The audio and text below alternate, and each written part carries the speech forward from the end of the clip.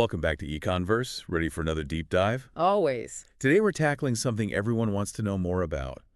The top 5 financial mistakes that can hold you back from building wealth. It's a topic that hits home for a lot of people, no matter what your income level is or where you are in life. And honestly, we've all probably fallen into some of these financial traps at some point. But the good news is, Once you know what they are. you can start making different choices. Right. Choices that help you reach those long-term financial goals. Okay, so let's jump right in mistake number 1.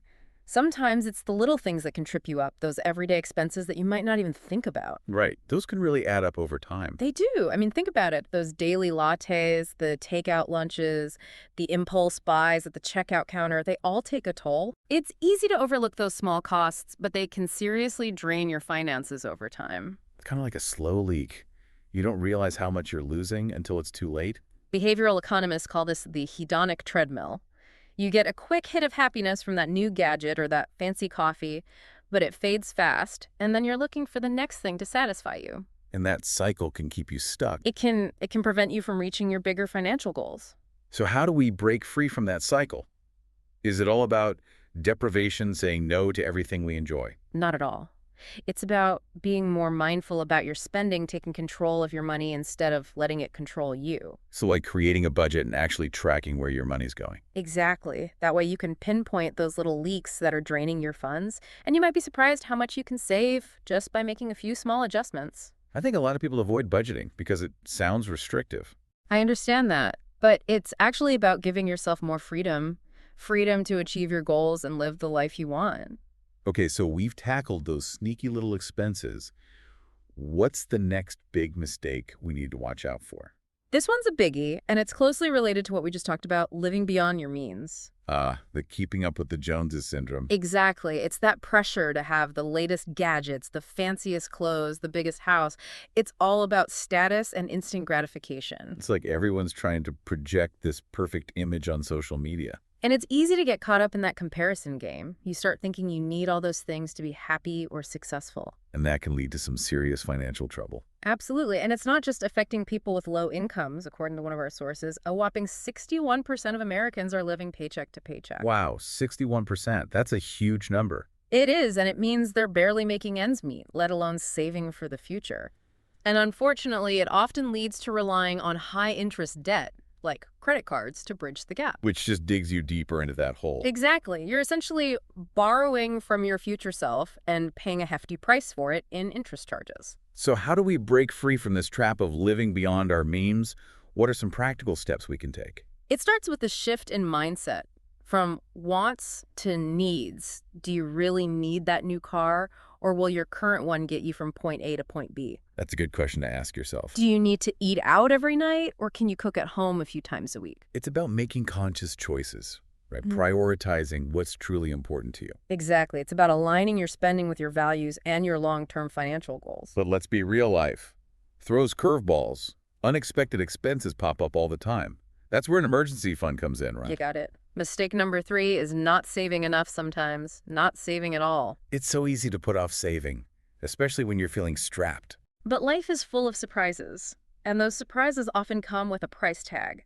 A sudden car repair, a medical bill, a job loss. It's, like you said earlier, control your money before it controls you. Right. And one of the best ways to do that is to automate your savings, have a certain amount automatically transferred from your checking account to your savings account each month. Okay, but what if someone's barely covering their bills? Is automating savings even realistic in that situation? That's a valid point. If you're truly struggling to make ends meet, then automating savings might not be feasible right away. But you can still work towards building a small emergency fund, even if it's just $50 or $100 a month. Every little bit helps, right? It really does. And as your financial situation improves, you can gradually increase the amount you're saving. I think that's encouraging for people who might feel overwhelmed by the idea of saving a huge amount right away. Absolutely. Small steps lead to big progress over time. And speaking of progress, let's move on to mistake number 4. All right, let's hear it. Mistake number 4. And this one's all about building long-term wealth, ignoring the power of investing. I know for a lot of people, especially beginners investing, can feel kind of intimidating. But it's really crucial for growing your money and keeping up with inflation. It is, and actually one of the sources we looked at talked about how money loses value over time thanks to inflation. So think about what you could buy with, say, $100 10 years ago compared to what you can buy with it today. Oh, yeah. You get a lot less for your money now, wouldn't you? Exactly. So investing helps you sort of stay ahead of that curve. So how do we even start? I mean, it feels like a whole different language sometimes. It can be, but let's break it down a little. The key is diversification. Don't put all your eggs in one basket. Spread your investments across different types of assets like stocks, bonds, real estate, things like that. Now, you mentioned bonds with interest rates going up. Bonds are making a bit of a comeback. Are they a good option for everyone? Should everyone jump in? That's a great question. And like with anything else in finance, it depends on your individual situation, your risk tolerance, how long you plan to invest. So there's no one-size-fits-all answer. Not really. Bonds can be a good part of a diversified portfolio, especially when interest rates are rising, but they're not without risk. So what about risk in general? I think that's something that holds a lot of people back from investing. It's understandable, but you have to remember that risk and reward go hand in hand. If you want a chance at higher returns, you usually have to take on more risk. So it's about finding that balance that you're comfortable with. Right. You need to figure out your own risk tolerance and then choose investments that align with that. So someone who's younger and has more time to recover from potential losses might be okay with riskier investments. Exactly like growth stocks. But someone closer to retirement might want to stick with more conservative investments like bonds. What if someone's just totally lost and overwhelmed by all this investing stuff? What do you recommend? Don't be afraid to get some help. Talk to a financial advisor.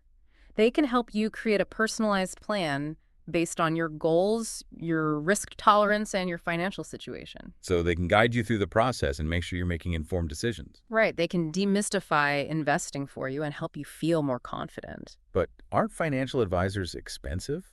Is there a more DIY approach for people who are on a tighter budget? Oh, absolutely. There are more affordable options these days, like Yeah. robo-advisors. Those use algorithms to create and manage your investments. Okay, so it's like automated investing. Basically, and there are tons of resources online and at your local library where you can learn the basics of investing. So you don't necessarily need a huge amount of money to get started. Nope, not at all. Even small amounts invested regularly can add up over time. All right, so we've covered 4 big financial mistakes. Those sneaky little expenses, living beyond our means, not saving enough, and ignoring the power of investing. Well, so it's the final mistake that rounds out our top 5. This one's all about the future, failing to plan for it. Retirement plan. You got it. And I know it might seem like a distant concept, especially for our younger listeners. I can practically hear them saying, retirement. I'm still trying to figure out what to eat for dinner tonight. Haha. Yeah, it can be hard to think about something that feels so far off. But trust me, time flies by, and when it comes to saving, the earlier you start, the better. Because of that compound interest thing. Exactly. Compound interest is like magic. It's basically earning interest on your interest, and that can really snowball your savings over time. So even small contributions to a retirement account early on can make a big difference down the road. They really can, and one of the articles we read emphasized the importance of employer-sponsored retirement plans like 401ks and IRAs. Yeah, those can be a great way to save for retirement. They offer some nice tax advantages too, and if your employer offers a matching contribution, make sure you're contributing enough to get the full match. It's like free money. Pretty much. And remember, future planning isn't just about retirement. It's about any long-term financial goals you might have. So things like buying a house, funding your kids' education, traveling the world, whatever's important to you. Exactly. It's all about creating a roadmap for your financial future. So we've covered a lot of ground today, from those pesky little expenses to the power of long-term planning. Let's recap those 5 financial mistakes, just to make sure they're crystal clear for our listeners. Okay, sounds good. Mistake number 1, neglecting those small, everyday expenses that can add up big time. Number 2, living beyond your means, spending more than you earn. Number 3, not saving enough for emergencies and other goals. Number 4, ignoring the incredible power of investing. And finally, number 5, failing to plan for the future. We covered it all. And the main takeaway here is that these mistakes are totally avoidable. With a little bit of knowledge and effort, you can set yourself up for financial success. You don't need to make drastic changes overnight either. Even small, consistent steps can make a huge difference over time. It's all about building those good habits. And it's never too late to start. No matter where you are in your financial journey, there's always something you can do to improve your situation. Out of all the research we did and the expert opinions we explored, was there anything that particularly surprised you or stood out to you? You know what I found really interesting was the emphasis on mindfulness. It's not just about the numbers. It's about our relationship with money and how we think about it. Our money mindset. Exactly. It's about making conscious choices that align with our values and our long-term goals. Being more intentional with our spending. Right, and that applies to all areas of our lives, not just our finances. So what's the one key message you want our listeners to walk away with today? I'd say it's this, even small changes in your financial habits can have a huge impact over time. It's like a ripple effect. One small change leads to another, and eventually you create this positive wave of financial well-being. I love that image. So don't feel overwhelmed. You don't have to do everything at once. Just pick one small thing you can do today to improve your financial situation. Maybe it's setting up a budget, automating your savings, or doing some research on investing. Any step in the right direction is a good step. Absolutely. And hey, if you're feeling a little overwhelmed by all this, remember we're here to help. That's what EconVerse is all about. We want to equip you with the knowledge and the tools you need to take control of your finances. And in the meantime, make sure you're subscribed to EconVerse so you don't miss any of our future deep dives. We're dropping new episodes every week covering a wide range of economic topics. We're here to help you navigate the complex world of finance and make smarter decisions with your money. Absolutely. Thanks for joining us on this deep dive into the top 5 financial mistakes that can hold you back from building wealth. It was great having you all with us. We'll catch you next time on EconVerse.